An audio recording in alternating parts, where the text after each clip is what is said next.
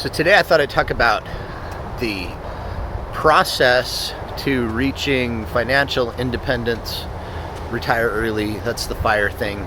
I like to change the acronym to financial independence, recreational employment, meaning basically the idea is how do you accumulate enough wealth to then not need to work or only do work that you find interesting, that you'd like to do.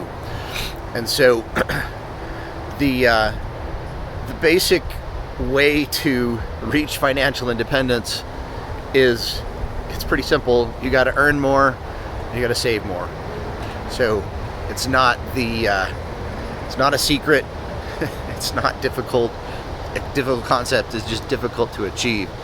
So how do you do that?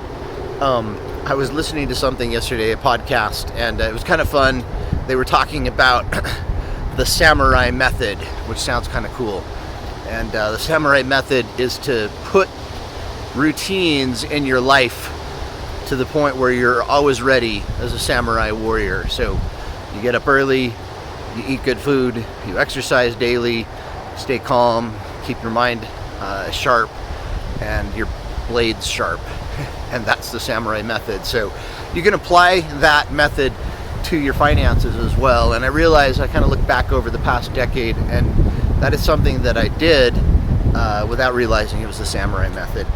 And I don't remember if it was 5 years ago or 8 years ago or 10 years ago or something, but I took a look at my savings and investing and kind of did the calculation. Actually, I'm an engineer, so I use spreadsheets. So I had a spreadsheet with every investment that I had.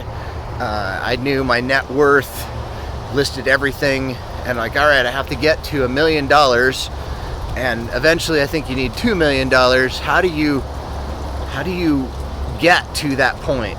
And so I would extend out each year. In Excel, you can put little formulas to add a little interest to everything or a little bit of increase. And so took every IRA that I had, the 401k, savings, anything I had, an asset at my house, and said what happens in 5 years, what happens in 10 years, and kind of extrapolated out and said, well, I need a lot more funding. So kind of put a desire to reach a level of wealth that I didn't have to work anymore. And so basically what I did is I put together an automated system that just kind of got me there. And I also learned the tax codes for where the tax brackets are, when you get more taxed, when you get less taxed, and determined that I wanted to keep more of my money. So if I was going to be into a higher tax bracket, I would save more.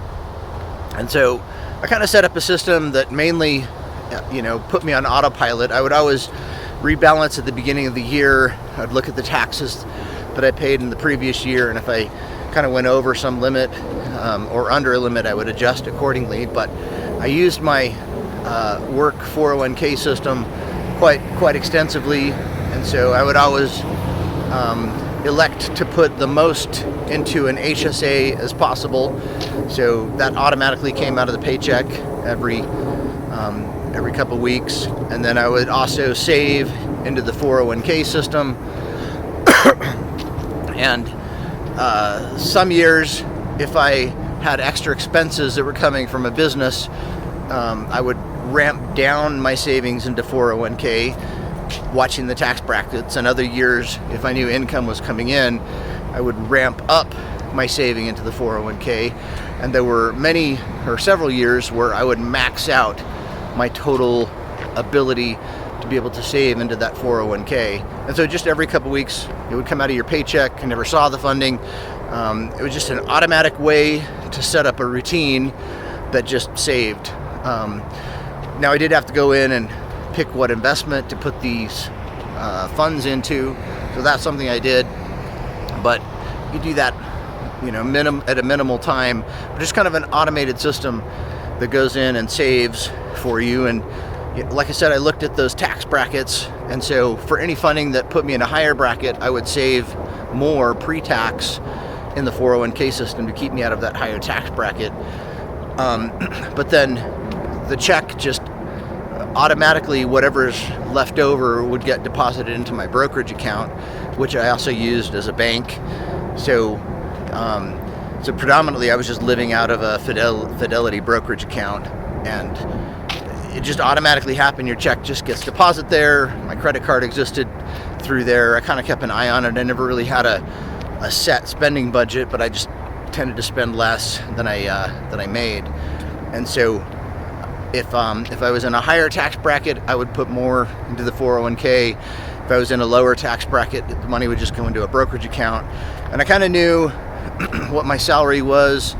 I typically ended up saving 40 to 50% of my paycheck, just because I had set things in my life that I lived beneath my means. But this just happened automatically. I set a system in place so that I saved, and that system then made it possible so that I could obtain enough funds to then invest, and then the investments started to grow. So kind of and then I also mentioned, if I ever ended up needing more of a tax deduction, then I would also put funds in an IRA under my wife's name, because you can do both max out your 401k and also do an IRA for your wife. And so, like I said, I was constantly watching that tax bracket, and if I went too, basically you make too much money, then you end up in these higher brackets. And so I would try to save to not be taxed so aggressively. So fully funded the HSA, fully funded 401k, and fully funded my wife's IRA, and it's quite a bit of savings.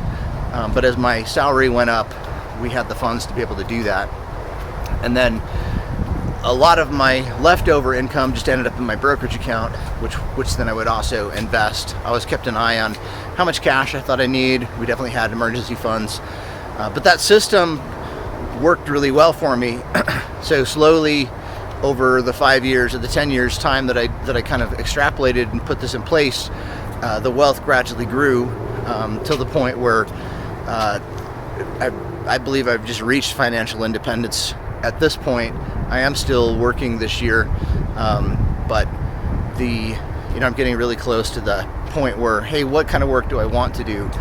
But that samurai method, I realized that worked for me. I put in place a system that just automatically, day in and day out, week in and week out, I wouldn't call it I'm forcing myself to save, but I chose to save aggressively, and that system just happened.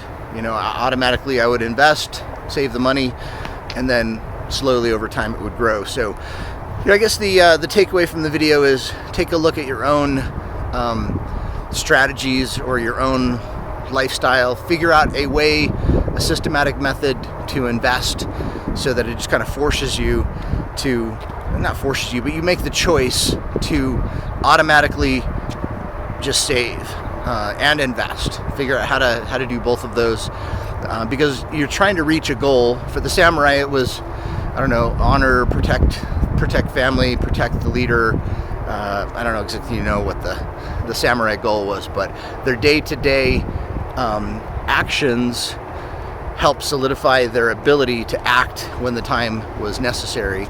And so use the same samurai method for your saving and investing. Just put in place processes that allow you to systematically save, systematically invest, and then just do that year in and year out, live your life. But you've also got this other goal where you're slowly accumulating funds. So you've got to take a look at your life, look at your systems. You can call it the samurai method, where you're just day in and day out doing routines that will get you where you want to go. And it's kind of a fun way of thinking about it. So like, subscribe. Hopefully you get something out of my little messages. And I'm just trying to share what I've learned. No financial advice, but just kind of fun. We'll see you. Bye.